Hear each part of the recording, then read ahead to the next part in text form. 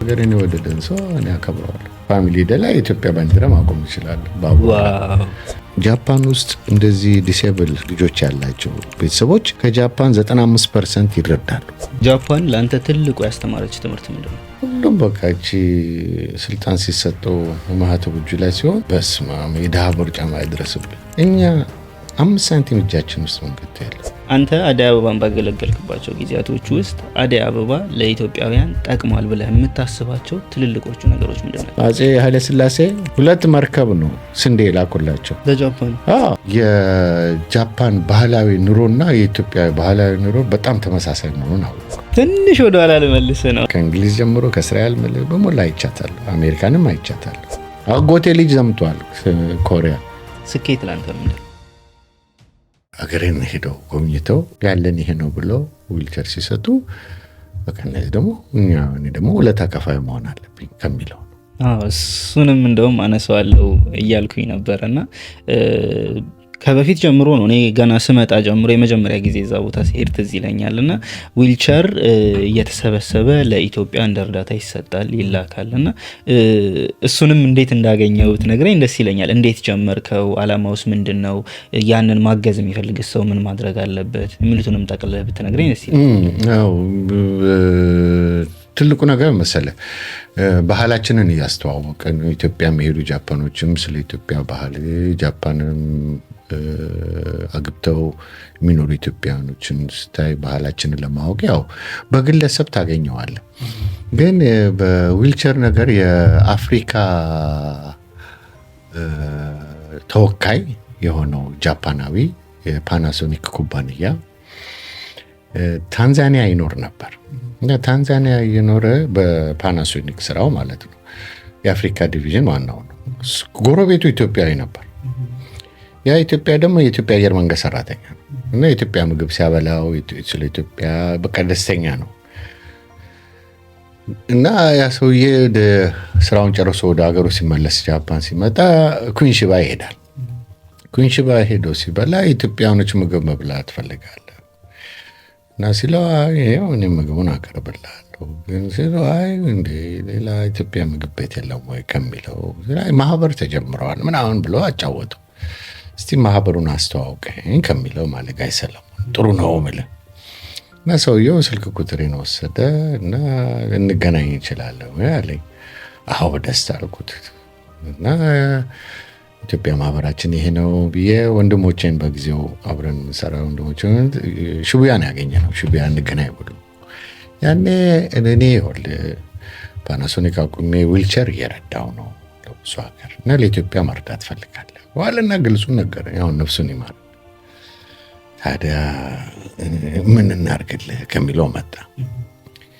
ያኔ ደስ ያለኝ ያው ኢትዮጵያ ምግብ መብላት ፈልጋለሁ ኢትዮጵያ ጋር እንደ ኩንሺባ ኩንሺባ ውድ ነው። አይ ሽማግሌ እውነቱን ተናገረ። አዎ ልክ ነው ውድ ነው አንድ ቦታ ብቻ ስለሆነ እውነተኛ ኢትዮጵያ ምግብ ስላለ እዛ እና እንደዛ ከሆነ ዊልቸር አክቲቪቲው ጋር እንመጣለን ብለን ኢትዮጵያን ተሰብስበን ሄድን።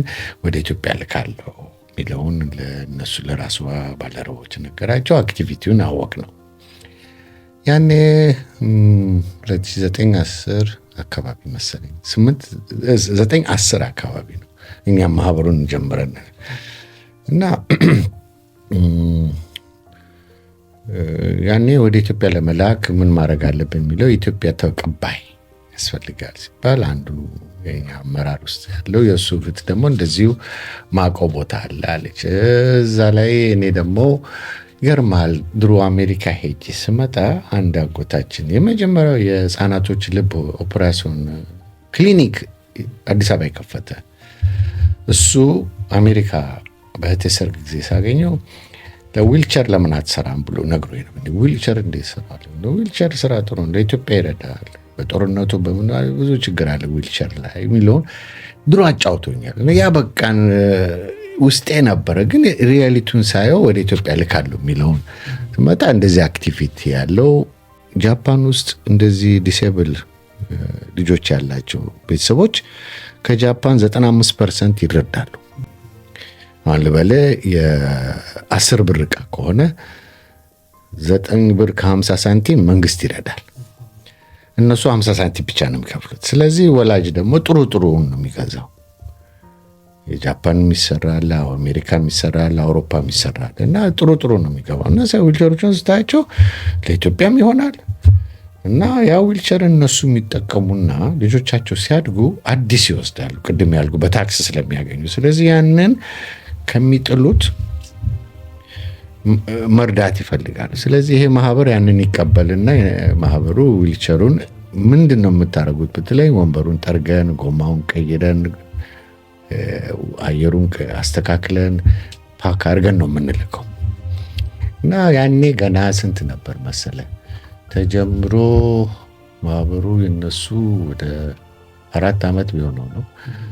አሁን ባለፈው ዓመት 10,000 ተላከ። ከዛ ውስጥ ኢትዮጵያ ወደ አሁን 700 ነው።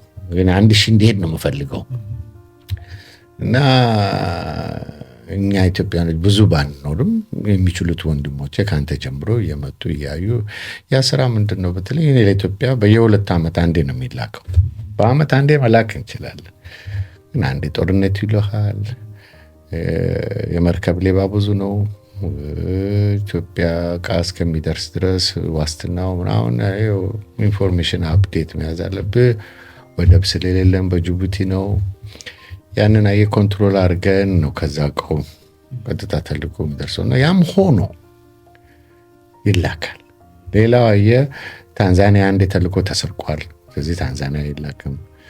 ሌላው አሁን ትንሽ ናይጄሪያ ምናምን ጀምረዋል፣ ግን ሺፒንግ ኮስት የሚባል አለ። እሱ በጣም ውድ ነው። ግን ለኢትዮጵያኖችን የኢትዮጵያ ሲላክ አዩት ጃፓኖቹ በዋስትና እንደሚተው። እዛም ቼሲአር ፋውንዴሽን አለ አዲስ አበባ ጉለሌ፣ እነሱም የህፃናቶች ዊልቸር የሚሰሩ ናቸው እና ከነሱ ጋር በማድረግ ጎንደር ውስጥ አላቸው የተግባራት ስራ እና ኢትዮጵያ ውስጥ አድርሰናል። ጦርነት ያለበት ቦታ የተባለው ጋር መሄድ አልቻለም። አሁን ለምሳሌ ጅማ የላክን ጊዜ እውነተኛው ባሌ ነበር መሄድ ያለበት። የባሌ ሰዎችን በአውቶቢስ አመጣናቸው ጅማ ድረስ። ጅማ ተልኮ ከጅማ ሄደ። ያ ኮስቱ አለ። ሰው ደግሞ ታውቃለህ፣ እኛ ሰው ሁሉም በቃ እቺ ስልጣን ሲሰጠው ማህተቡ እጁ ላይ ሲሆን በስመ አብ የድሃ ቦርጫማ አይድረስብን። እኛ 5 ሳንቲም እጃችን ውስጥ መንገድ የለም። የሚረዱንም ኩባንያዎች ለመርከቡ ኩባንያ ነው የምናስተዋውቀው። ይሄ እቃ ነው እንደዚህ ሀገር ነው የምንልከው። ኢትዮጵያ ስለምንልክ ለመርከብ ኩባንያው ክፈሉ። እኛ መርከቡን የምንፈልገው ኩባንያ ኮንቴነር ላክልን፣ ባዶ ኮንቴነር። ያ 60 ይሁን 100 ይሁን እንደ እቃው 40 ፉት 20 ፉት ሚሉት አለ። እዛ ውስጥ ሌላችን እናደርጋለን። ግን እቃው ሲላክ ያው ሺፒንግ ኮስቱን ላይ እዛ ደግሞ አራይቫል ኖትስ አለ። የሺፒንግ ካምፓኒዎች አፕዴት ይሰጡናል። ያን እዛስ ከመድረሱ በፊት መቼ እንደሚደርስ ስለምናውቅ ከዚህ የሚሄድ ሰው ይዘጋጃል። ማን ነው የሚሄደው? ያኔ ያለ 4 ሰው የአየር እና የሆቴሉን ቅድም ያልኩ ስፖንሰሮች ከሺፒንግ ኮስቱ ጋር አድርገው ያቀርቡልናል፣ ገንዘቡም ማለት ነው። ያኔ እኛ ሄደን አድርሰን ኢትዮጵያኖችን አይተን፣ ትልቁ ነገር የኛ ደግሞ ራሱን የቻለ ሚሽን አለው። ምን ብትለኝ እያንዳንዱን ቤተሰብ የልጃቸውን ጤና ሁኔታ ቤት ውስጥ እንዴት እንደሚጠቀሙ ያንን ይነግሩናል። ምንችለውን አየስን ሃንድ ኦቨር ሲደረግ የጃፓን ኤምባሲ ኢትዮጵያ ያለው ይመጣል፣ ቀይ መስቀሎችም ይመጣሉ። የጤና ከሆነ ቀይ መስቀሉን ትነግራለህ፣ በዚህ ነገር የተባበሩ። ኤምባሲውን ደግሞ ይሄ ነገር አድርግ። ለምሳሌ የጃፓን ኤምባሲ ጭፈራው ከዶርዜ ይበልጣ ሲጨፍሩ ሀገራቸውን አሳወቅና ኢትዮጵያ ድረስ አምጥተው የረዱ የሚለው ለእነሱም ሲመለስ ባለስልጣን ይሆናል። እዚህ ይሄ ዊልቸር ስንሰራ ምንም 5 ሳንቲም ነው ቮለንቴር። ያንን የተገነዘቡ ያወቁ ጠለቅ ብዬ ለወቅ የሚለው ኢትዮጵያኖች እየመጡ ይተባበሩኛል። ግን ያው የኛ ነገር ታውቃለህ፣ ሰንበቴ ስለሆነች እሑድ ይላል ቸርች ይልሃል፣ ይሄኛው ቤተክርስቲያን ይልሃል። ሙስሊሞቹም አርብ መስጊድ ሄጄ ደከመኝ ይልሃል። እና አቦ እናት 10,000 ጣጣ አታውዛብኝ። እኔም የልጆች አባት ነኝ፣ ቤተሰብ አለኝ፣ ልጆች ጋር ማሳለፍ ፈልጋለሁ። ግን እናት ሀገሬን ስም እናቴን ሀገር ብሎ ለሄደ ጃፓናዊ አክብሮታል። ገንዘቡ አይደለም እቃው አይደለም። ውለታዬን ግን ከፍለዋለሁ። ውለታዬን አብሬ ተባበረዋለሁ ከሚለው አንጻር ይኸው 10,000 አለፈን። 10,000 ዊልቸር እና ይሄ ሰዎች እንዲገነዘቡልኝ የምፈልገው ያው ሰርተ የምታገኘው የላብ ገንዘብ አለ። ህይወትን ራስን የምትቀይረው ማሸነፍ ላለመሸነፍ የምታደርገው የራስ ነው። ግን እናት ሀገርን ስም ከጠራ አቤት ብለህ ምንድን ነው የምትፈልገው ማለት ነው። ያንተ የሀገር ግዴታ ነው እና ያኔ ኢትዮጵያ ዛሬ ዊልቸር ከረዱ ነገ አላቅም ፋብሪካ ሊሰሩ ይችላሉ። ኢትዮጵያን ሄደው እስካሁን ድረስ የመጡ ጃፓኖች በጣም ተደሰቱ። ለምሳሌ ዋናው እንዴት ኢትዮጵያን እንደሚወድ ምን ብትለኝ፣ አንዴ ቡና መንገድ ላይ ጠጣናል። የኛ ሀገር ቡና መንገድ ላይ በመኪና ሴት ይሸጥ የለ ቡና ጠጣዋል እና በቡና ተፈውሽ ያለ የእሱን ዋሌት እና እንትን የከተበት የፖኬት እንትኑን ዛፍ ላይ አድርጎ ነው የጠጣው እና በወሬ ስልክ ይዞኝ መኪና ውስጥ ገባዋል እና ሄድግና ቃይን ረስቼ ፓስፖርቴን ገንዘቡ እኮ ግጥም ብሏል። ተመልሰን ስንመጣ እዛው ተቀምጧል እና ምነው ቃይን ረስቼ አንተ ሆነ ያስቀመጥከው አንተ የሰው ውሰድ ስትለኝ ደንግጬ ለሷ 200 ብር ሰጥተዋታል። ሌላ ሀገር ቢሆን እኮ አፍነውኛል አለ። አይ እሱን እኔ አላውቅም፣ ግን ኢትዮጵያዊ እንደዚህ አይነት ኢትዮጵያዊ እንዳለ በአይኔ ያየዋል። ሰው አይነግረኝም እና ኢትዮጵያ የምወደው ደግሞ ሰውን እንዴት እንደሚያከብሩ ዘለው ሰው ላይ እንደሚያወጡ። ሌላ ብዙ ሀገር ሄደዋል። ገባ ቢያንስ በትንሹ 15 ከ20 ሀገር ሄደዋል። ሁሉን አይቷል። እና የኢትዮጵያ ባህል፣ የኢትዮጵያ ምግብ፣ የኢትዮጵያ እንትን እንዴት ኢትዮጵያን እና ሰውየው ጋር ብትሄድ ከደሴ ያመጣው እጣን የቡና እንትኑ በረባሶ ገዝቶ ነው የመጣው እና ደሴ ስታወራለት ቁጭ ብሎ ያወራላል። አንተ ደሴ ነው ካለ ደሴ ያወራላል። ወደዚህ ደግሞ ወደ ደብረ ሲያወራልህ ትሞታለህ በሳቅ። እና ይህን ልል የፈለጉት ስለ ሀገሬን የወደደን ሰው እኔ አከብረዋለሁ፣ ሀገሬን ወደዋል፣ እኔም አከብረዋለሁ። እና ዊልቸር ደግሞ የምንሰራው ብዙ ሀገሮች ስለምንልክ እነሱን ነው እያደረኩት ያለሁት። እና ይሄ ደግሞ ኦልሞስት አሁን ስንት ሆነኝ? 15 በላይ ሆነኝ። 15 ዓመት። ይህንን መርዳት የሚፈልጉ ሰዎች ቢኖሩ እንዴት ነው መርዳት የሚችሉት? አንተንም ለማገዝ ቢሆን ምንም የስልክ ቁጥር አለ። ከፈለጉ በስልኬ አድራሻውን ከፈለጉ አድራሻውን ልልክ ይችላለሁ። እኛ በውን ጊዜ ወር በገባ ሁለተኛው ሳምንት እሁድ ብቻ ነው የምናደርገው። ወር በገባ በሁለተኛው ሳምንት እሁድ። አዎ እሁድ እናደርጋለን። አንዴ ከመጡ ወዲያው ያውቁታል። ከዛ ለየት ሀገር እንደሚላክ ስንት እንደሚላክ የት ድረስ እንደሰራን ደስ የሚል ህፃናቶችን መጥተው ፓክ ያደርጋሉ። የሃይ ስኩል ተማሪዎች ቬትናሞች ይመጣሉ፣ ይረዳሉ፣ ጽዳት ያደርጋሉ። ፓኪንግ ያለ አሰራሩን ወዲያው ይለምዳል።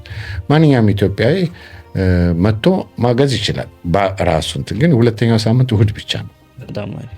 ስለዚህ ሁለተኛው ሳምንት እሁድ ይህንን የዊልቸር ስራ መርዳት የሚፈልጉ ማገዝ የሚፈልጉ በጉልበትም ይሁን በማንኛውም ነገር ካሉ ሁለተኛው ሳምንት እሁድ መጥታችሁ ማገዝ ትችላላችሁ ማለት ነው። ይህችን መልእክት ላስተላልፍ ብዬ ነው። ምክንያቱም አንተ ለ15 ዓመት ያደረግከው ነገር ስለሆነ ነገርየውም ደግሞ ቀና ሀሳብ ነው። በጣም ብዙ የተቸገሩ ሰዎችን የሚረዳ ነው እና ይህንን ነገር ማገዝ የሚፈልጉ ሰዎች መጥተው ቢያግዙ እድሉን ቢያገኙት ጥሩ ነው ብዬ ስላሰብኩኝ ነው። ሌላው አሁን ልበል በግል አንድ ዊልቸር ፈልጋለሁ፣ 2 ዊልቸር ፈልጋለሁ፣ እሱ ምንጊዜም መጥተው መውሰድ ይችላሉ። ዋናው ነገር ለሚላክለት ሰው ክብደቱ ቁመቱ ብቻ ማወቅ ነው። ሰው ኢትዮጵያ ዘመድ ነው ኖራቸው ኢትዮጵያዊ እንደዚህ የተቸገረ ካለ ኢትዮጵያዊ 10 ዓመት ልጅ ነው ካሉ ለ10 ዓመት ልጅ ቢል ቁመቱ ይሄን ያለው ኪሎ ይሄን ያለው ካሉ እንትኑን ስፖንጁ ለወንበሩ የሚሆነው ስፖንጅ የምናደርግለት፣ ለዊልቸሩ ጎማው ለኢትዮጵያ የሚያስፈልገው ሌላ ፓኪንግ እናደርጋለን። ይዞ መሄድ ይችላል። ይሄንንማ ይኸውልህ እባክህ ሽበት እስከማወጣ ለሆን ተናግሬ እንደው ይቀኑብኛል። ስፔሻሊ አሜሪካ ያሉ እህቶቼ እዛም እኮ ሞልቷቸዋል ለምን አትልኩም እላለሁ። እዛ ማክዶናልድ ያሰክራቸዋል፣ እዚህ ደግሞ ወንድሞቼ ስል ያው ዊኬንድ እና እኔ የምልህ አንድ ቀን በወር ውስጥ ሁለተኛው ሳምንት እሑድ ብቻ ነው የምሰራው። በጣም ይሄ ለብዙዎች ቀላል ነገር ነው ብዬ አስባለሁ። በወር አንድ ቀን ሄዶ ምሳ በነፃ ነው፣ ምሳ በነፃ በልቶ ከዛም ባለፈ ደግሞ በጣም ትልቁ ነገር ኢትዮጵያ የሚኖር ዊልቸር የሚያስፈልገው ሰው ካለ ደግሞ የዛን ሰው ኪሎውንና እድሜውን ይዞ ከመጣ በዛው ቀን ይዞ መሄድ ይችላል። ይሄም ትልቁ ኦፖርቹኒቲ ነው ብዬ አስባለሁኝና ኖርማሊ ይሄ ትልልቅ ሰው ብሎ ሲጠይቁ እሱ በነፃ ሞልቷል። እሱ የአቅም ጉዳይ ነው። ራስህ የምትፈልግ ከሆነ መውሰድ ትችላል 10ም 20ም። ግን ይሄ ለህፃናቶች እና ግን ለትልልቅ ሰዎችም ይሆን አለ። እሱ ያቺ እንዳልኩ የቁመቱን እና የክብደቱን ካወቁ ወዲያው ቢያንስ በትንሹ 200 ነው ስቶክ ያለን፣ በየወሩ 800 ይመጣል። ስለዚህ ከኦል ጃፓን ማለት ነው። እና እኛ ደግሞ የሚላከውና ጸርቶ የሚለውን ያው በስኬጁላችን ስላለ አሁን ብዙዎቹ ቬትናሞች እንደዛ ነው የሚያደርጉት። መጥተው ሰርተው 4-5ቱን ይዘው ይሄዳሉ ለሀገራቸው። እነሱ ያው እንዳልኩ ቅድም እንዳጫወትኩ ትንሽ ወደ ኋላ ልመልስ ነውና አንተ አደይ አበባን ባገለገልክባቸው ጊዜያቶች ውስጥ አደይ አበባ ለኢትዮጵያውያን ጠቅሟል ብለህ የምታስባቸው ትልልቆቹ ነገሮች ምንድን ናቸው? ወይም አቺቭ ያደረጋቸው ወሳኝ ነገሮች ምን ናቸው?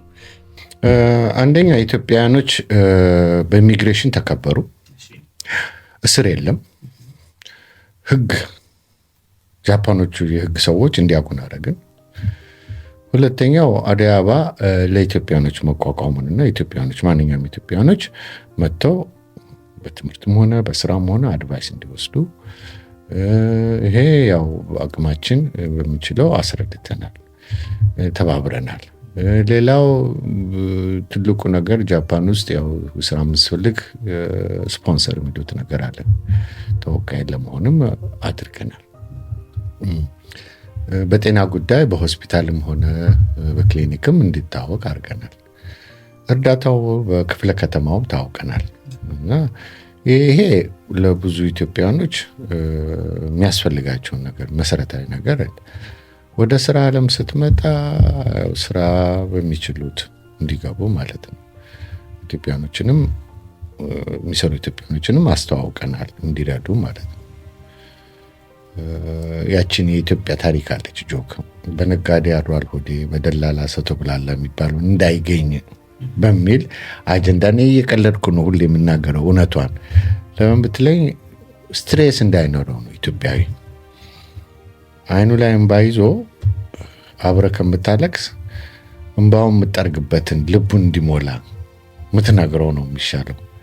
ርቦኛ ካለና አብረን እንብላ ነይ እህቴ ምን ሆንሽ የሚለው ነው እንጂ አይ እንደው አብረን ደረት እንምታ ከሆነ ምንኑ 30ቱንም 40ውንም ዝም ብለን ስንካፈል ነው የምኖረው። ማህበር የተቋቋመው ለኢትዮጵያኖች ነው። ኢትዮጵያኖች ካልተደሰቱበት ካላገኙት ምንም ጥቅም የለው። በሌላው ትልቁ ነገር የኢትዮጵያ ኤምባሲ አፉን ያስያዝ ነው። ስለ ኢትዮጵያኖች ፖለቲከኛ ማውራት አይችልም ወይ የሰብአዊ መብት ምንም አያገባው። እና ይሄ ኢትዮጵያዊ ኤምባሲ ከኢትዮጵያ ከጃፓን ውጭ ጉዳይ ሚኒስቴር ጋር ስራ ነው፣ ዲፕሎማሲ ማለት ነው። እዚህ የሚኖረው ኢትዮጵያዊ ደግሞ ኢትዮጵያ የጃፓን መንግስት የሚያውቀው። በጣም ጥሩ። ስለዚህ ነው የተረዳሁትኝ። ለምሳሌ አደይ አበባ ከመመስረቱ በፊት ኢትዮጵያውያን ብዙ የሚደርስባቸው በደሎች ነበሩ ማለት ነው እዚህ ሀገር ላይ። እነዛን ነገሮች ግን በተቻለው መልኩ የአቅሙን ያክል ጥሮ ቀርፏል ማለት ነው። ለምሳሌ ኢትዮጵያውያን እዚህ ሀገር ላይ ይደርስባቸው ከነበሩ ችግሮች መካከል እንደምን ሊጠቀስ ይችላል? አዎ ትልቁ ነገር ኢትዮጵያ ወደዚህ ሲመጣ ዓለም መጨረሻ መጣ በለው፣ ከኢትዮጵያ ሌላ ዓለም ውስጥ እንደገባ በለው። አንድ እሱ በላይ፣ ሁለተኛ የቋንቋ ችግር አለ። ሶስተኛ የብዙዎቹ ካለማወቅ ከጥቅም ነክ ስራዎች ለምሳሌ ደላሎች ይገቡባቸዋል። ደላሎቹ ይሄን አርግ ይሄን አታርግ ስለሚሏቸው ከፍራቻም ካለማወቅም በዛ በጣም የሚወጠሩ ነበሩ። ግን ይሄ ሁሉ የዛ ኢትዮጵያዊ መብቱ መሆኑን የዚህ ሀገር መብት እንዳለው ቀድሞ ቢነገረው እሱም ያን ነገር አይኑ ገለጥ ብሎ ሰምቶ አረጋግጦ ከዛ ይወስናል ለሚፈልገው ነገር። እና በፍራቻ በማስጠንቀቂያ የሚያደርጉት አሉ የጥቅም ሰዎች። እነሱን አየህ ድሮ ቢኖር ኖር 40 ተገርፍ ነበር።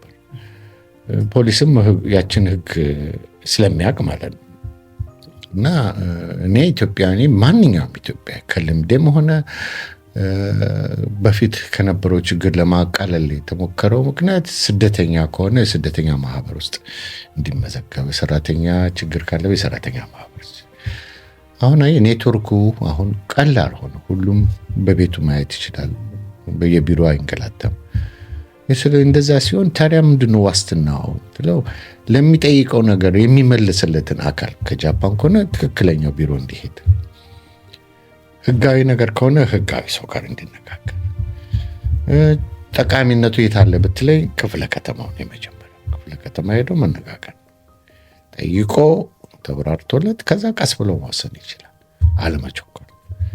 እሺ፣ ጃፓን ለአንተ ትልቁ ያስተማረች ትምህርት ምንድን ነው? አንደኛው ትልቁ ትምህርት መብቴን ነው። መብቴን አስተማረችኝ። ሁለተኛ የጃፓን ባህላዊ ኑሮና የኢትዮጵያ ባህላዊ ኑሮ በጣም ተመሳሳይ መሆኑን አወቅሁ። ቤተሰብ እንዴት እንደሚያከብሩ፣ የቤተሰብ ፍቅር እንዳላቸው፣ ሃይማኖት እንደማይገድባቸው አስተማረኝ። ሶስተኛ ነገር ሰውን እንደሚያከብሩ እና ይሄ በግሌም አየሁት፣ በስራም አየሁት። ሌላው ያው ህግን እወቁልን የሚለው የነሱ ያው ጃፓኖች ህግ ይፈራሉ። ይሄ ነገር አላውቅም ሂድና ይህን ሰው አነጋገር የሚሉ ለዛ ነው፣ ፍራቻ ነው። ያ በሰራተኛ ማህበር 30 ዓመት ነው ለስንቱ ለሚያማው ለምን ለአጃው ስንጫጫ ነበር። መብት የሚለው አንሷንሱ የመጣች ጊዜ አንሷንሱ እሷ እንትን ላይ ሴሚናር ላይ ነበር። አየ ነው ምን መብት የሚለውን ተጋዮች የሚሉት እንዳልኩ ኦባሜቶም ከካናዳ የመጣውም ያንንም አስተምሯል። ኢትዮጵያኖች ሰብስበን ምን መደረግ እንዳለበት እና ኢትዮጵያዊ መብትህን ራስ እያለ በመብትህ አትቀልድ። መብትህ ራስ ነው። ያንን ደግሞ ለማወቅ ግዴታ መጠየቅ ያለበት ቦታ ጠይቅ። መወሰን ግን መጨረሻ ላይ ወስን፣ ቀድማ አትወስን የሚለው ነው። በጣም ጥሩ። አሁን አንተ ከነገርከኝ አሁን ከህይወት ተሞክሮ ከነገርከኝም አንጻር ጃፓን ላይ ብዙ ነገሮችን አቺቭ አድርገሃል፣ ብዙ ቦታዎች ሰርተካል። እየሰራባቸው ያሉትንም ቦታዎች ስትነግረኝ እኔ በጣም የተገረምኩባቸው ቦታዎች ስለሆኑ ብዙ ቦታዎችንም ነግረኛል። እና አንድ ሰው አንተ ካሳለፍክበት ህይወት አንጻር እዚህ ሀገር ላይ መጥቶ ሴትል አድርጎ የተሻለ ነገር ለመስራት፣ በአንድ ቦታ ላለመገደብ የተሻለ ነገር ለመስራትና ህይወቱን ለመቀየር ምን ማድረግ አለበት? አሁን አየህ እንዴት መሰለው፣ የመጀመሪያው ደረጃዬ ምንድን ነው የሚለው ራሴን ላሸነፍ የሚለው ምንድነው?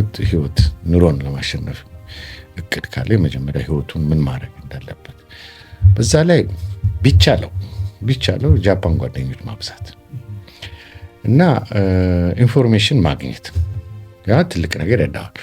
ሁለተኛ ቤታቸው ስለሆነ ቤት ቢመጡ አንተ የምታስተናግደው እና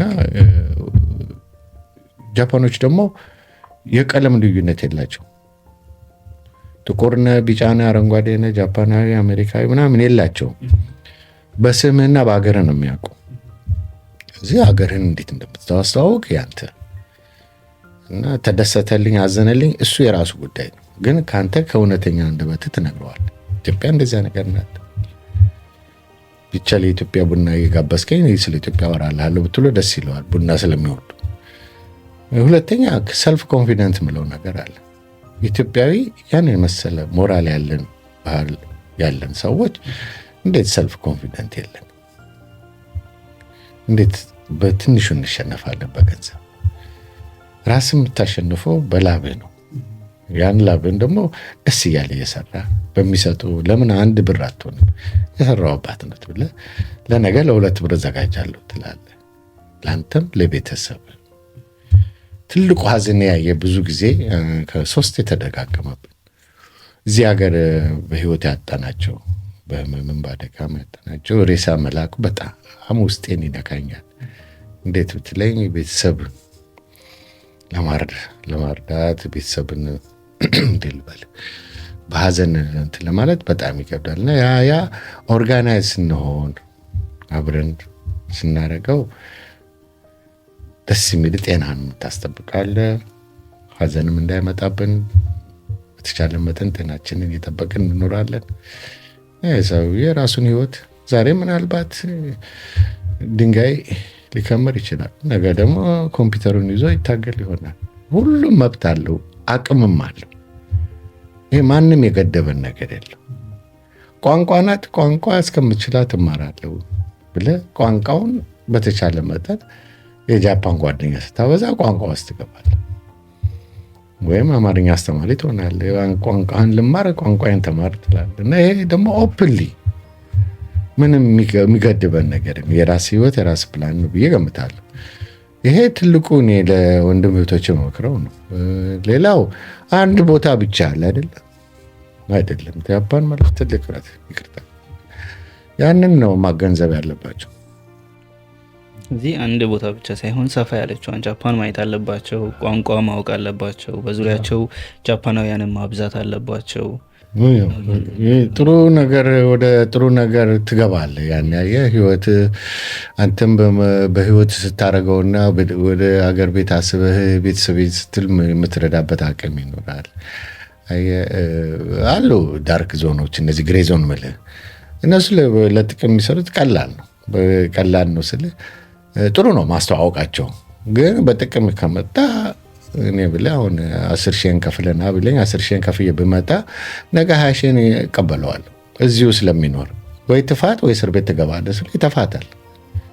ያ ልብ ያዝ ነው። ገባህ? ተጫውቶብኛልና ብለህ ደምን ከምትይዝ ሌባውን በሌብነቱ ትይዘዋለህ። ግን እዚህ ሀገር ላይ መብት አለህ ስለ ብታጠፋም ባታጠፋም ይቅርታ የምትጠይቅ ሰው ከሆንክ ታሸንፋለህ። ህጉን ብቻ አውቅልኝ።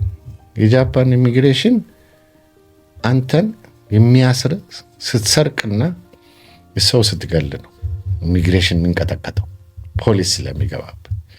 መብት 23 አለው። ከ23 በላይ ደግሞ አሁን 25 ሊሆን ነው። አሁን አዲስ ህግ ይወጣል በቅርብ። ያኔ ደግሞ ያንን ተከታትሎ ማወቅ ኢትዮጵያዊ ግን ለዛ ነገር ህግን ነገር እንዴት ነው የሚያስፈራ ነገር መብት ስለሆነ መጠየቅ ስላለብህ ህግ የሚያውቅ ሰው ጋር አስተዋውቀኝ ማለት ነው።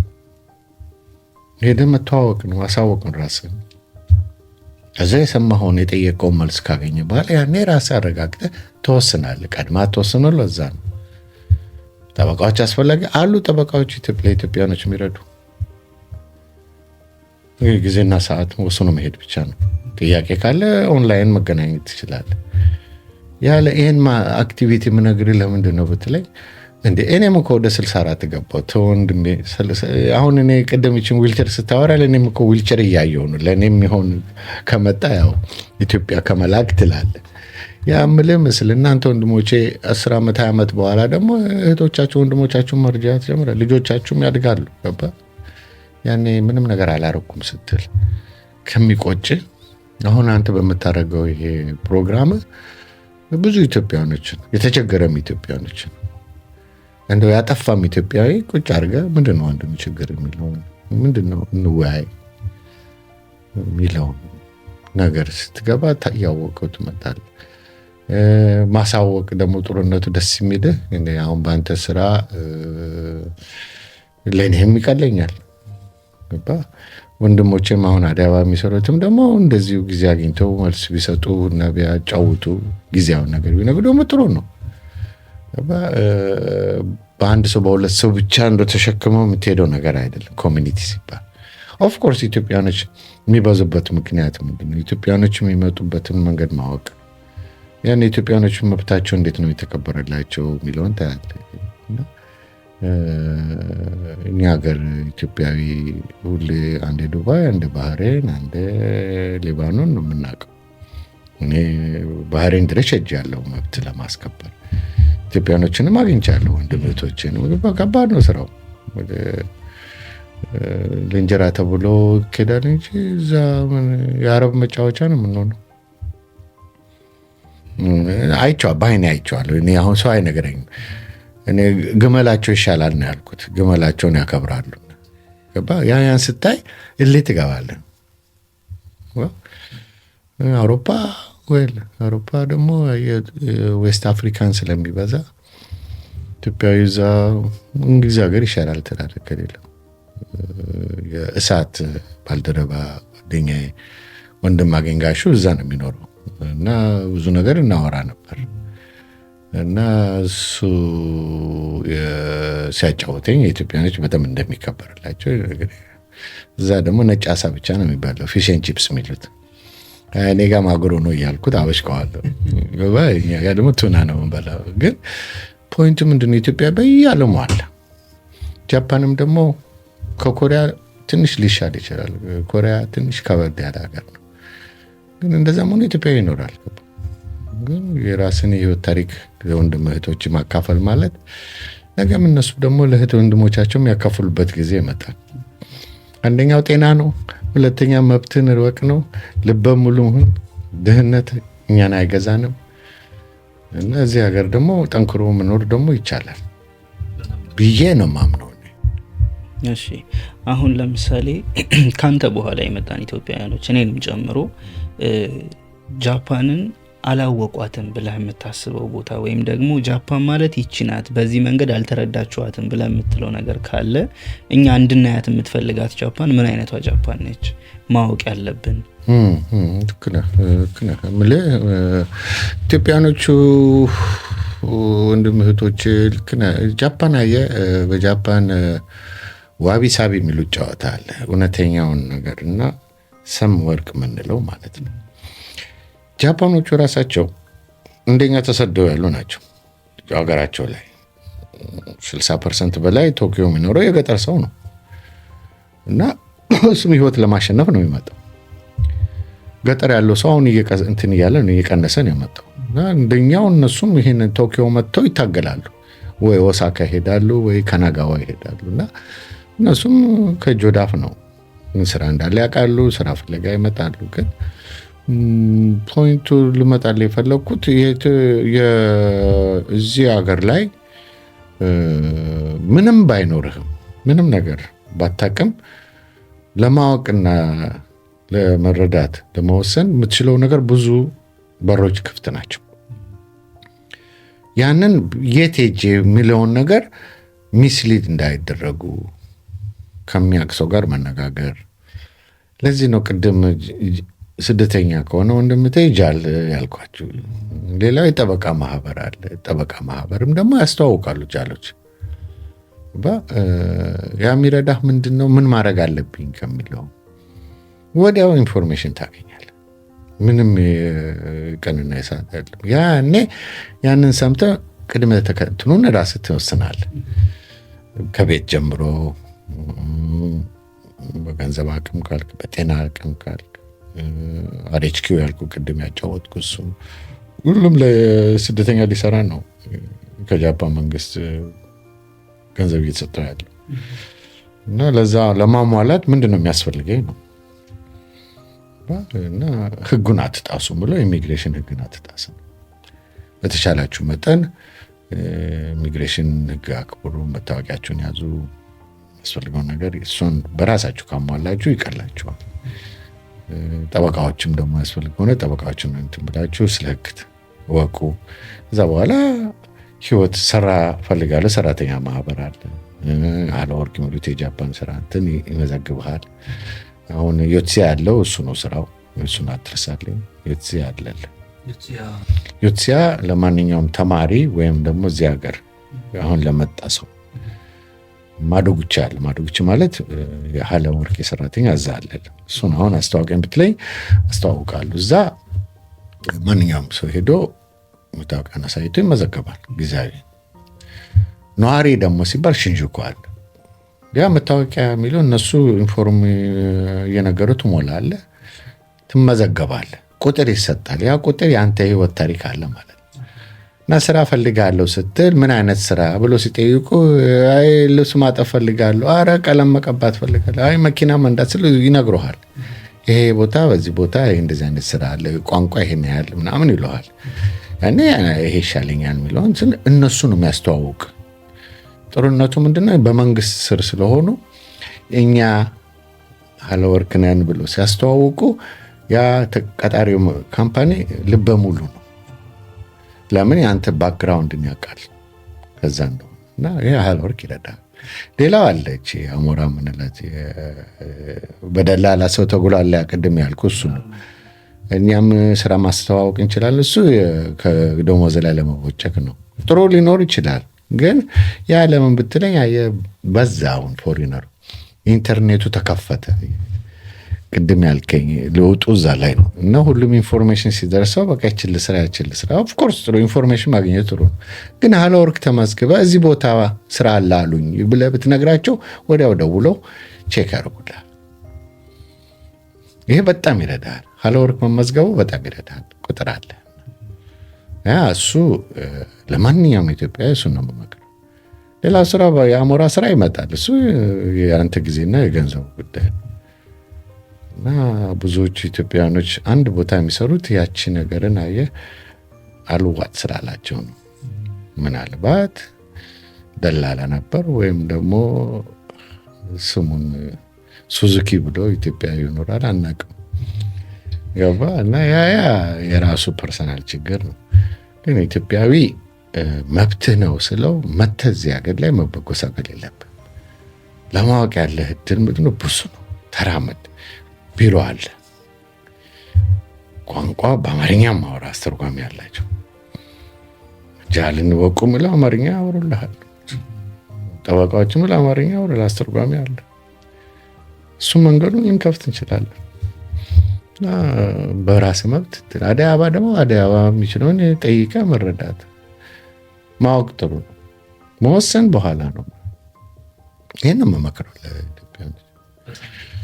አዎ ወደ 44 ዓመት ስትኖር እኔ ኢትዮጵያዊ እንዲቸገር አልፈልግም። ቅድም እንዳጫወትኩ በእስረኛ ጭንቅላቴ ዞሮ ነበር። እስረኛን ዝም ብሎ ኢሚግሬሽን ሲያስር ከጥጋብ ከመሆኑ የተነሳ ማንም የላቸውም ከሚለው መብታችንን ጠበቃ ህጋችንን ስናቅ እስከ ፍርድ ቤት የሄድኩት ለዛ። ከዛ አክብረኝ አከብርሃለሁ፣ መብቴን ጠብቅልኝ፣ መብቱን ደግሞ ምንም ጠብቃለሁ የሚለው ላይ ስትመጣ ሰው ነን። ማናውቀው ነገር ልናጠፋ እንችላለን። ግን ከዛ መማር የምንችለውን ደግሞ ማስረዳት አለባቸው። ኦኬ ሶ አሁን ለምሳሌ ጃፓን ላይ እያየናቸው ያሉ ለውጦች አሉ፣ ብዙ አዌርነሶች አሉ፣ ከውጭ ሀገር ዜጎች ጋር በተገናኘ እየተነሱ ያሉ ጥያቄዎች አሉ ከህዝቡም እና በዚህ ጊዜ ውስጥ ኢትዮጵያውያን መጠንቀቅ ያለብን ቀድመህ እንደነገርከኝ ህግን ከማክበር ጨምሮ ቋንቋ ከማክበር ጨምሮ አንተ ይሄንን መጠንቀቅ አለብን አሁን ላይ የምትለው ነገር ምንድን ነው? ትልቁ ነገር አሁን ይኸውልህ ከትላንት ወዲያ በወጣው የኢሚግሬሽን አንቀጽ መሰረት 75,000 ኦቨርስቲ አለ። 75,000 ቪዛ የሌለው እና ኢሚግሬሽን አዲስ ህግ አወጣለሁ አለ። ማደል እያሳደድኩ ይዛለሁ ማለት ነው። እና ይህን ስትሰማ ኢትዮጵያዊ ቪዛህን አስተካክል፣ ቪዛህን እንዳይበላሽብህ ትለዋለህ። ሁለተኛ አዌር የሚያደርግህ ነገር ስራ ፈላጊ ከሆንክ ቅድም ያልኩህን ቢያደርጉት ጥሩ ነው። የደላሎች ማለት ግሬዞን የሚሰሩት ማለት ብዙ ጊዜ እችን ስለሚያውቁ አፈጮማዎች ናቸው። እዛ ድረስ ከምትለፋ የሆነ ስራ አስተዋውቃለሁ ይላል። ማስተዋወቁ ጥሩ፣ ግን ያ ሰውዬ ደግሞ አሰሪው ደግሞ ተጠቅሞ እንደሚጥልህ እያወቅ መጠንቀቅ አለብህ። ከልምዴ እንዳዩ ብዙ ኢትዮጵያኖች እንደዛ ደርሶባቸዋል። ኢንፎርሜሽን ማግኘት ጥሩ ነው፣ ግን ሀለወርክ ከመመዝገቡ የተነሳ ቁጥር ስላለው ስራ ፈልጋለሁ ብሎ ሲጠይቅ ሀለወርክ ተመዝግቤያለሁ ስል ትልቅ እድል ይሰጠዋል። ኢንፎርሜሽንም ስማ፣ ቶኪዮ ዌኖ ላይ ስራ አለ ተብያለሁ፣ ሀለወርክ ታውቃላችሁ? እነሱ ቼክ ያደርጉት። አለ ካሉ ከዛ አስገቡኝ ትላለህ፣ ያስተዋውቀዋል። በመታወቂያህና በመኖሪያ አድራሻህና ሀሎ ወርቅ በሚሰጥ ቁጥር በራስ መብት ትችላለህ። እንግሊዝኛ ይችላሉ፣ አማርኛና ኦሮምኛ አላውቅም። ያው እሱን ጠይቀው ይድረሱበት። ግን ያን ያህል መብት አለን እልህ ነው። ቅድም ሳላነሳት ያለፍኳት አንድ ነገር ነበረችና አክቹሊ ኦፍ ካሜራ ነግረኸኛል። በእርግጥ ግን እርዳታን አንተ በጣም ትረዳለህ ከማውቀውም ብዙ ኢትዮጵያውያን ወገኖችህንም ረድተካልና ያንን ሜንታሊቲ ከየት ነው ያመጣኸው? ማለት ንጹህ ሆነ ወንድምህቶችን የመርዳት ሜንታሊቲ ከየት ነው? ይገርማል። ይሄ የእናቴ ዲኤንኤ ነው ይሉኛል እህቶቼ፣ አክስቴ ልጆች። እኔ ከአገር ቤት ጀምሮ ማለት ነው ያው እንዳልኩ ሰፈር አብሮ አደግ የሚለው ነገር ከቅድመ አያታችን ጀምሮ ነው። ሽሮ ሜዳ ጀምሮ እስከ ኪዳነ ምሕረት ቅርታ እስከ ስላሴ አልኩ እና ያው ቁብድሩ ምኑ በዛን እንትን ነው እና አንደኛው እሱ በለኝ። ሁለተኛ ከሀገሬ ወጥቼ እስራኤልም ስሄድ ያው እንደዚሁ ነው። ኢትዮጵያዊ ሲመጣ ለፋሲካ ነው ግልብጥ ብለው የሚመጡት እና እኔ የሚቀራ አለ፣ የሚማር አለ፣ የሚሰራ ይፈልጋል። ያኔ በቃ ዌልካም ትላለህ። ያኔ ህጉንም ስለምናቅ ተወራርጠን ስራ እናስይዛለን።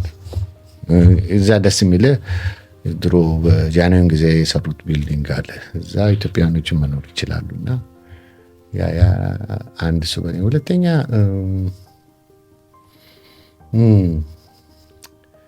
አየህ እኔ ከኢትዮጵያ ስወጣ ጓደኞቼ አብሮ አደጎቼ በጋርደን ነው የተሰናበት ነው። ቤት በጋርደን በልተን በሌለኝ ገንዘብ ሽሮ ሜዳ ሰውዬ በግ ነጋዴ አንድ በግ ሰጠን በነፃ። ይሄ የምር ነው። ያኔ በቃ ተደነቅን። ሰው ለካ እንደዚህ ነው የሚለው። ሁለተኛ የችግሩ ከኛ ሳይሆን መንግስት በሚያመጣብን የተማሪ ንቅናቄ ሰው የሚበተት ነው እና በቻለ መጠን ባህር ኃይል መሄድ አለ። ሁሉ እንሰነባበታል እና እንባ በንባ ነው። አብረ አደግነን እና ኤርፖርት እኔ ልሰናበቱኝ ሲመጡ ማለት ነው እናቴም ደነገጠች። ያለ የሌለ ሰፈር ሰው ነው የመጣው እና ማሙሸት ነበር ቤተሰብ እና ማሙሸት ልትሄጂ ነው ምናምን ያ ቤተሰብ ሁሉ ተሰብስበን ሲሰናበቱኝ ማለት ነው ለካ እኔም የሚወዱኝ ሰዎች አሉ፣ እኔም የምወዳቸው ሰዎች ልሰናበት ነው። ከወላጅ እናቴ በላይ ነው ያለቀስኩት። ግን ይህም ምልህ እኛ ኢትዮጵያኖች እዛ እያለን እንረዳዳ ነበር። ክረምት ሲመጣ ቤት ጭፈራችን፣ ደን ልማት ስራ አለ እንጦጦ ማርያም ጀርባ አቤት። ያኔ ሁሉም ሰው ሰራተኛ የ4 ኪሎ ልጆች ሁሉ ልመና ይመጣል። ያኔ ልክ በቃኛ ካቦ የሚመጣ አለች ስራ ምንድን ነው ፈልገው ምናምን እና እኔ ሰው ከሰው ጋር መግባባት ታውቅበታል። ይሄ ከእናቴ የወሰድኩት። እናቴ ባሏን አባቴን ካጣች በኋላ በቃ ፍቅሯ እዛ ላይ ነው ያለው። ልጆቼ እንዴት ላሳድግ ብላ 5 ልጅ ይዛ አረገችው። የረዷት ሰዎች ሁሉ ቤተሰብ፣ ሰፈር ሰው አብረን ያን ውለታ ውስጤ ስላደረ ቀኔም ደግሞ ስራ ላገር ስመጣ እንደዛ ጃፓን ስመጣ እንዳልኩ የመጀመሪያው ጊዜ ድንግጥ አልኩ። ማንም ሰው የለም። ያው ደግሞ ውሎ አድሮ ደግሞ ሰውን ያገኛል በሚለው ነው እና ኢትዮጵያን እውነትን ነግሮ ያ ሰውዬ በሚፈልገው መንገድ ቢሄድ ምንድነው ችግር? ከቻለ እግዚአብሔር ሰላም ተካልቻለም ጤናን ጠብቅ ነው የምለው እና ኢትዮጵያዊ ደግሞ ሲበደል ማየት አልፈልግም። ከተበደለ በኋላ ባለቅስ ምን ያደርግልኛል?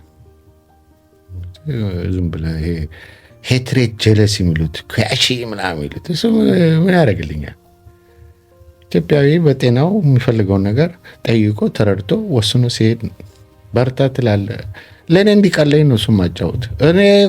እኔ እርዳታ እችላለሁ፣ አንተም ደግሞ ሲሞላል እርዳ ትላለህ። አንድ ወንድም አንድ እህትን አቃለልክ ማለት ነው፣ ይረዳልሃል። እና ያ ምንድን ነው ከኛ የምናጣው? ምን አሜሪካን ሀገር አቦ እኔ 1 ሚሊዮን ቢሰጠኝ አልዋሽም፣ ኪዳነ ምሕረት ምስክሬነት አልሄድም። እህቶቼ ቤተሰቦቼ በሞላ እዛ ነው ያሉት በሞላ። ግን አሜሪካ ሄድኩ፣ ኧረ በኪዳኗ የምን ፋራ ሀገር ነው ያልኩት። እንደ ሲያወሩልን እንግሊዝኛ ምናምን ሰር አቦ እባክሽ ከይሁዲዎች ጋር ሰርቻለሁ። ኒውዮርክ፣ ሎንግ አይላንድ የሚሉት ፍሎሪዳ ሄድኩ፣ ዲሲን አየሁት። ቤተሰብ ሞልቷል። ኦልሞስት ስቴት ካናዳም አየሁት። ሲያወሩልን ትልቁ ነገር ቤት ስለሚኖር በቃ ማይሆን ምናምን። የጃፓን ዩኒክነስ ምንድን ነው? አሁን ከነዚህ ሁሉ የለየብህ ጃፓንን ምኗ ነው? ሁሉ ነገር እጅጋ ነው ያለው። ሁሉ ነገር የምትፈልገው ነገር ራስህ ሄደህ የምታደርገው ነው። አሜሪካ በስመ አብ እዛ ቻይና ታውን ግባ።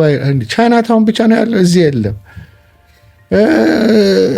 የምትደነግጠው ሁሉ ሽጉጥ ይዞ ነው ዞሮ። እህቴ መኪና ወንበሯ ስር ሽጉጥ አለ። እንደ አንቺ መኪና ስትነጂ ችግር ቢመጣ ሄዋለት ኧረ በኪዳን ነው እንደዚህ ትኖራላችሁ። ፖሊስ እስከሚደርስ ድረስ ማን ይደርስልኛል? ራሴን መጠንቀቅ አለብኝ ይለዋል። ነርስ ናት።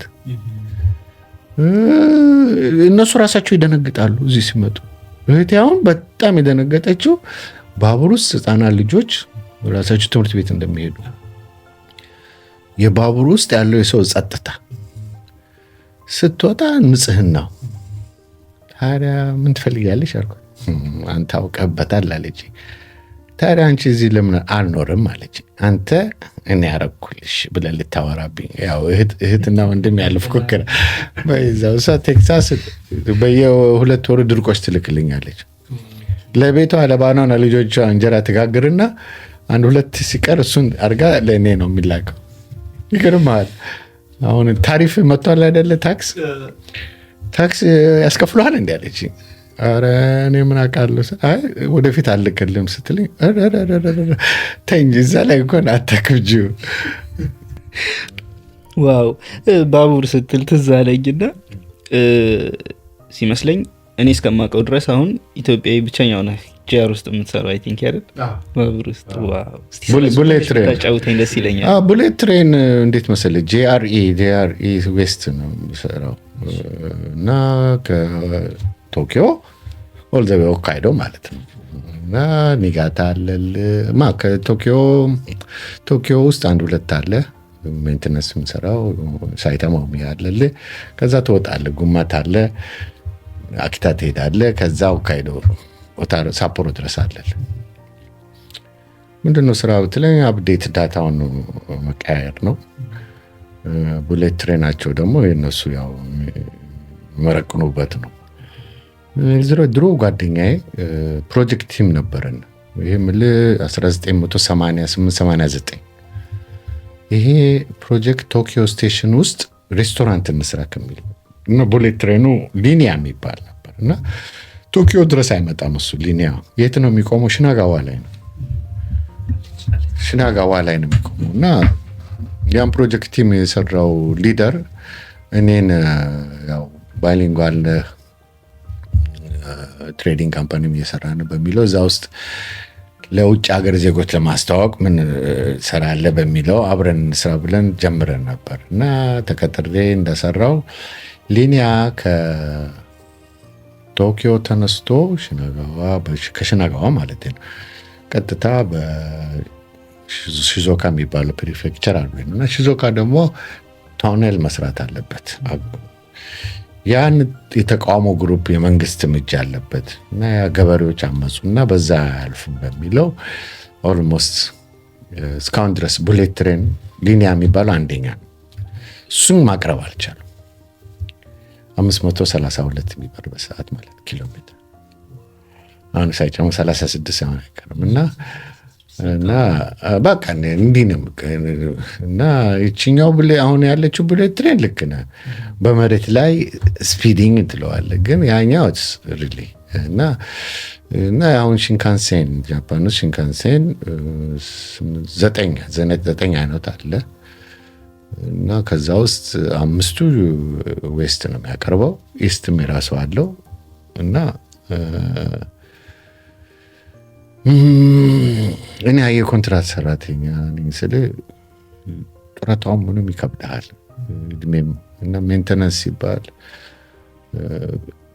ከመጀመሪያው ስትጀምረዋል አይደለም ከጽዳት ትጀምራለህ። ባቡር እንዴት እንደሚጸዳ፣ ሞተሩ እንዴት እንደሚሆን ብዙ ታኔል አለ። ቶኔሎች ውስጥ ሲገባ ሲወጣ የጋራ አሸዋ ይበላዋል፣ ይውጣል። ስፒድ ስላለ ንፋሱም ስላለ ለዚህ ነው ባቡራቸው አፍንጫው ረጅም ነው። ሲወጣ ቶኔል ስለሚበዛ ድምፅ እናንትን ያንገበግበዋል ጋራውን። ስለዚህ አፈር ምናምን ይወርዳል። ስለዚህ ያ ሲመጣ ከፉርጎ ጀምሮ በሞላ መጠረግ አለበት። ፓወር እንትን አለ። ከዛ በኋላ ውስጥ የሚጠርገዋሉ ወንበር ጀምሮ መስኮት ምን ቆሻሻ አንስቶ ሽንት ቤቱ ሁሉ ጠርገ ነው ንጹህ አድርገ ወደ ዋና ቢሮ ወደ ዋና ቶኪዮ የምታቀር እና እዛ ዌኖ አለል ታባታ አለል ራሱ ቶኪዮ ስቴሽን ላይ አለል እና እዛ ውስጥ በጠቅላላ 800 ነን።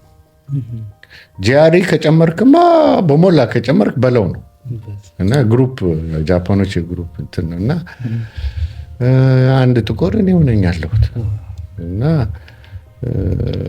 ኢንትረስቱ ምንድን ነው? ሀገር ሰላም ሆና ኢትዮጵያም ለቡሌት ትሬን በደረሰች ሚለው ስሜ እንኳን እዛ ላይ ቢጻፍ ነገ ይሄ ኩባንያ ኢትዮጵያ ውስጥ ኢትዮጵያኖች አፕሮች ቢያደርጉት ኩባንያ ምናልባት ቡሌት ትሬን በሚለው ነው። ሌላው የመሰለ ስራው ከባድ ነው። ከባድ ስራ ነው። ግን ጓደኞቼ ስራ ባልደረባዬ ምናምን በቃ በርታ ምናምን ይሉኛል። እኔ ደግሞ ከኮንትራት ውጭ አልሰራም። ፉል ኢምፕሎይ በዚህ እድሜ ምን ላደርግ 64 እርሊ ሰርቲ ውስጥ ነበረ የመጀመሪያ ያኔ ተበጣበጡ።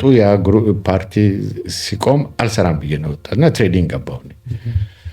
ትሬዲንግ ውስጥ በቆይቼ ስመጣ ራሱን የቻለ ትምህርት ተማርኩ። ግን ጂአርኢ ለእኔ ኤክስፔሪንስ የሰጠኝ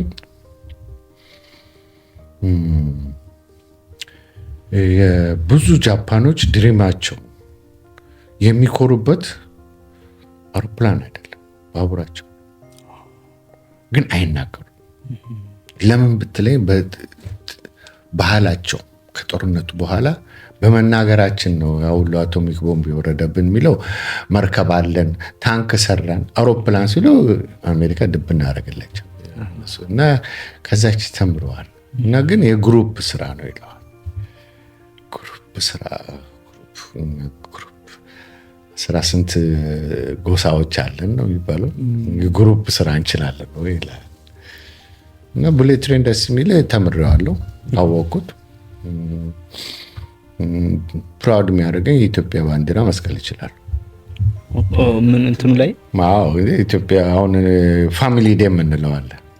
ፋሚሊ ዴ ላይ የኢትዮጵያ ባንዲራ ማቆም ይችላል ባቡር ትላለህ። ይሄ ትልቅ ኩራት።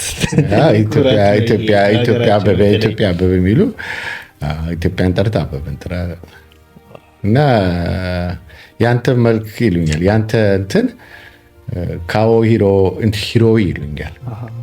ካዎ ሂሮ የሚለው እኔ አየህ ስራው ብቻ ሴልስም አለ። ለዚህ ኳስ እጫወታለሁ፣ ጎልፍ እጫወታለሁ። እነሱ ጋር ሄድና አልማዝ ቤት ጠጅ ጠጣለሁ፣ ጠላ እነሱን። እነዚህ አብረህ ስትኖር ያው ይሄ ሰውዬ እኮ ጃፓናዊ ነው ኢትዮጵያ አይደለም የሚለው ያውቁታል። ቅድም ዋቢ ሳቢ ያልኩ እሱን ነው። አገሬ ነው፣ አገሬን ታሰልጥነኝ ደግሞ ባህሌን በወር አንዴ ወይ በአመት አንዴ አበላቸዋለሁ። ኢትዮጵያ ካሬ ብዬ ካፈለሽ ነው እያልኩ የዞ ክፈል ቅመም እንደዚህ አሁን ዛሬ እንደጋበዝከኝ ኧረ አላረገውም፣ በምንም ነገር አላረገውም። እና ይሄ ነው ቡሌት ትሬን ስል እና ኮንትራት ሰራተኛ ነኝ። ኮንትራት ሲል ደግሞ አስድሰዋለሁ። ያው ልጆቼም እየመከሩኝ ማለት ነው። ከልጆቼ ጋር እነሱ ሲፈቅዱ አንድ ሴት ልጅ አለኝ፣ 2 ወንድ አለኝ። ሴቷ ልጄ ስራ ስትለኝ ስራ ላቆም ወይ ስላት አቁም ካለች አቆመዋለሁ። ቤተሰብ ቅድሚያ ስላለ ጤና የሚለው እዛ ላይ ነው እንጂ ጃፓን ትኖራለህ። በህይወት ውስጥ ስኬት ላንተ ምንድን ነው? ራስን ማሸነፍ። ራስን ካሸነፍክ መብትን ታውቀዋለህ። ማንኛውም ሰው በስምህ እንዲያውቅህ ታደርጋለህ። እኔ አበበ ዘውገኔ ስትል አበበን አውቀዋለሁ ሲል ይበቃል። ውስጥ ሙሉ ኮንፊደንት ይኖራል ብዬ ገምታለሁ። በዛ በጣም አሪፍ። ያው እንግዲህ ዛሬ ጊዜህን በጣም ሰፊ ጊዜህን የወሰድኩትኝ ወደ ማገባደጃው እየሄድኩኝ ነውና በመጨረሻ አንተም ማስተላለፍ የምትፈልገው መልእክት ይሄ ቀርቷል፣ ይሄ ጎሏል የምትለውን ነገር እድሉ ልስጥ። እኔ ጃፓንን ባህልን ወቁት ብቻ ማክብሩት። ጃፓኖች ኢትዮጵያኖችን ጠልተው አያውቁም። የዓለም ሕዝብ የጮህባትን የተቃወማትን የቶኪዮ ኦሎምፒክን ያደረገው ጊዜ አበበ ቢቂላ ነው ኢትዮጵያን ያስጠራው ነው። ማራቶን አበበ ቢቂላ የሚሉት ኢትዮጵያን ስም ስላስጠራ ነው። እና ሀገሬን የሚወድ ሀገር ላይ ሆኜ ኢትዮጵያ የሚያውቅ ሰው ብዛትን ባይኖረውም ባህልን ማስተዋወቅ ትችላለህ። ጃፓኖችን በእድሜ በኩያ ያሉትን ሰዎች ስለ ኢትዮጵያ ስለማያውቁ አሁን ኢንተርኔት ጄኔሬሽን ነው ብዙ ማስተዋወቅ ይቻላል ብዬ ገምታለሁ። ሌላው ወዳጅ ማብዛት ነው። የጃፓን ወዳጅ ቢኖር ጥሩ ነው። 1000 ችግር ይዘው ቢመጣ ፎሬነር እና 1000 ችግርን የሚያቃልል ጃፓናዊ ከሆነ 1000 ችግር የሚያቃልል ጃፓኑ ጋር ነው የሚሄደው። ለምን ብትለኝ ተሸክመ የምትጠጣው ከኢትዮጵያ ያለው ራሱ ለእናት ለአባቴ ለእህቶች አንድ ነገር ላርግ ብለህ ስትወጣ ከብዶ ነው የምትወጣው። ያንን የምታቃልልበትን ሀገሩ መጥተህ በልርዳኝ ስትሎ ሲረዳ ነው። ሌላው የውጭ ሀገር መጥቶ 2000 ቢያደርግብህ በስመ አብ ወልድ ካልጋህም አትነሳ እና ራስን ማሸነፍ የመጀመሪያው። ማሸነፍ ያለብህ ደግሞ እውነትን ይዘን ሌላውንም ነገር የለም። መብትን ግን አትናት በራስ መብት አትቀልድ። እና ጃፓን ደግሞ ከአሜሪካ ደስ የሚል ከአውሮፓ ደስ የሚል በአይኔ አይቼ በአካል አይቼ ነው የምነግርህ። ከእንግሊዝ ጀምሮ ከእስራኤል በሞላ አይቻታለሁ። አሜሪካንም አይቻታለሁ። አንተ ይሄ ሀገር እኮ መብት ይከበራል። አሜሪካ ይለዋል። በስመ አብ ወልድ ነው የምትለው። 3 ቀን አታድርም። ያው አገሩ አሁን ላስ ቬጋስ ትሄዳ አይቼዋለሁ። የቁማሩ ሰፈር ነው። ቬጋስ በግትላለ ሄዱ። ካሊውድን አየሁት። ዝም ብሎ የድንጋይ ሽንክማ ነው። የውጫዊ የአሜሪካንን አክተሮች አክብር በቃ ነው ፕራውድ ምናምን አቦዞር በል ትላለ።